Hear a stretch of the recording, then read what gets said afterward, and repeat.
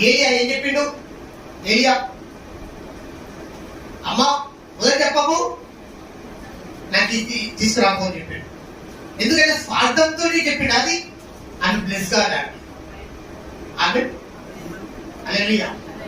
కాబట్టి మనము ఫైనాన్షియల్ గా నీకు దేవుడు ఎప్పుడు ఇస్తాడంటే నీవు దేవుడికి నమ్మకంగా ఉండు. చాలా మంది ఉన్నారు నమ్మకంగా. ఆమె